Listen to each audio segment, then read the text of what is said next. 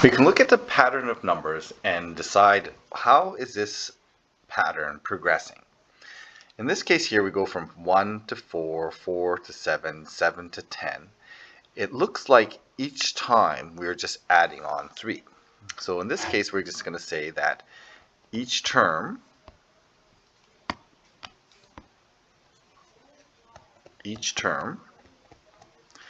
increases by 3.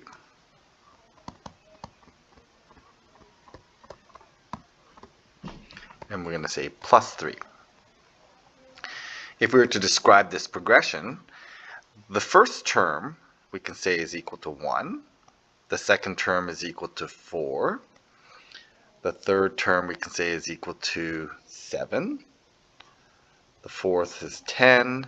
We can then say, well, probably predicting this is going to be 15. And, sorry, it's going to be 13 and 16, etc. So when we describe this, we can see that it's going up in like a staircase. So 1, we're going to add 3 more, we're going to add 3 more, we're going to add 3 more. It's going up in a staircase. We could also describe this as a straight line pattern. So when we look at this graph here, it looks like it's going up in a straight line. And what we know about straight lines is straight lines have slope, and slope is going to be rise and run. And when we look at the rise and run, really it becomes our staircase. So we end up with this kind of staircase model when we have this type of progression. So when we're adding on 3 or repeatedly adding, really this is same as our linear function. We are just going up by ratio of every 1 over, we're going up 3.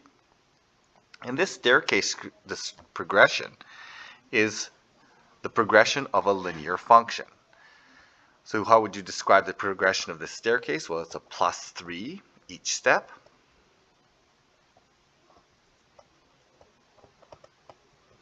And it looks like this progression looks like a linear function.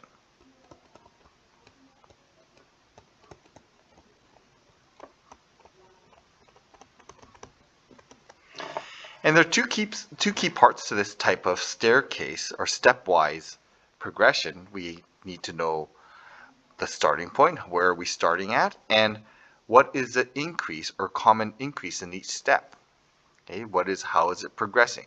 What is the rate at which it is progressing? Well, these terms are very familiar to us because we've been looking at linear functions. So this idea of where it's starting and the rate of progression really is describing a linear function. So when we look at the general, this type of sequence is what we're going to describe, and we're going to label this sequence. This is going to be what we call an arithmetic sequence. So when we have plus 3, we're going to call this an arithmetic sequence.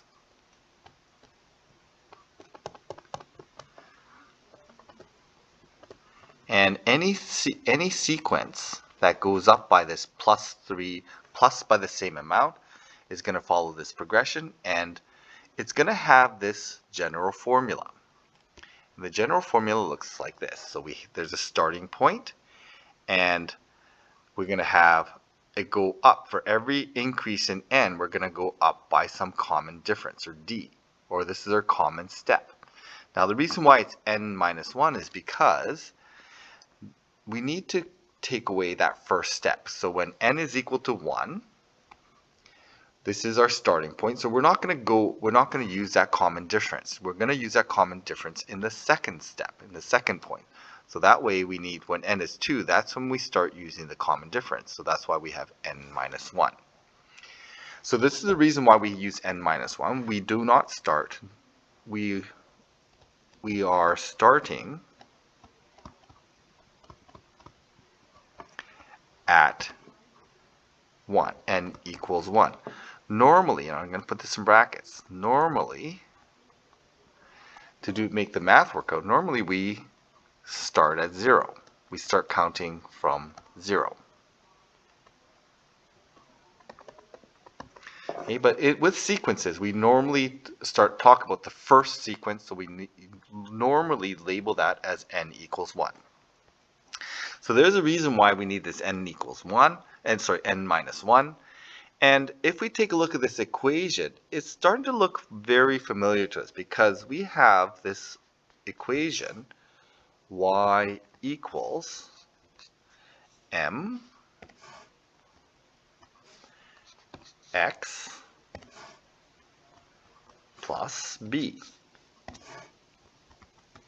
And b is our starting point, very similar to T1.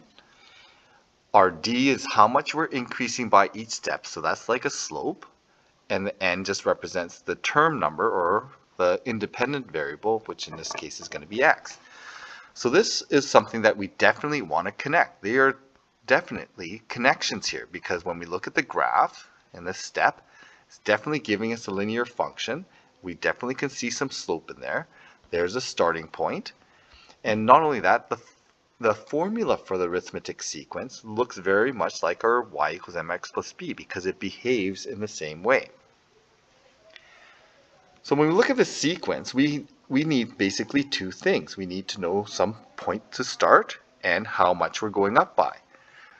So we want to find out, in this case, we want to find the common difference first. So I want to know, what is my increase each time in this sequence? I did a plus 4, plus 4, plus 4. If we're going up by the same amount, repeated addition, this is an arithmetic sequence.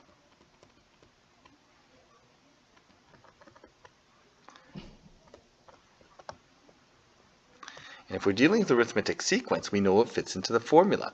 And what do we need? We need a common difference. Well, our common difference is a plus 4.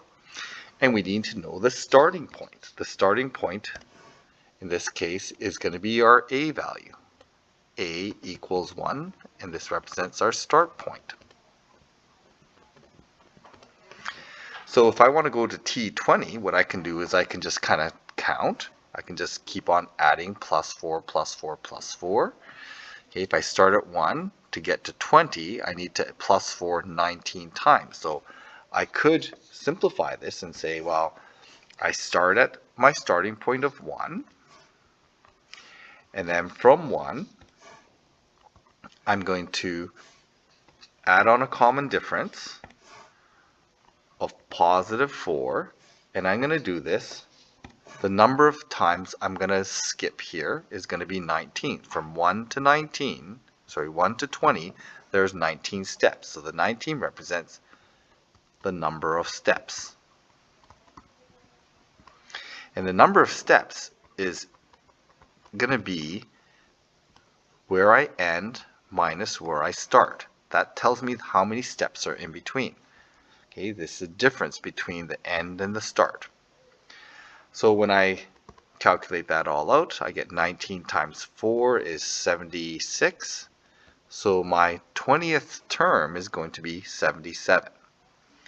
If I want to find out the 10th term, it's the same thing. I want to start at 1.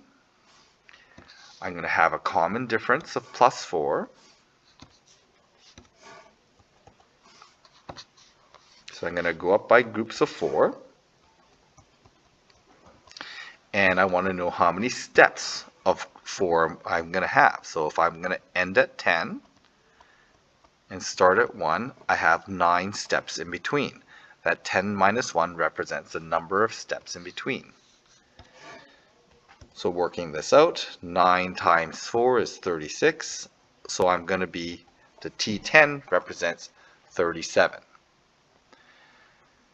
So this is how we can deal with arithmetic sequences. We can just figure out where we're starting and add on the same amount, which means we can use this formula to multiply by the number of steps in between to go from the starting point to the ending point.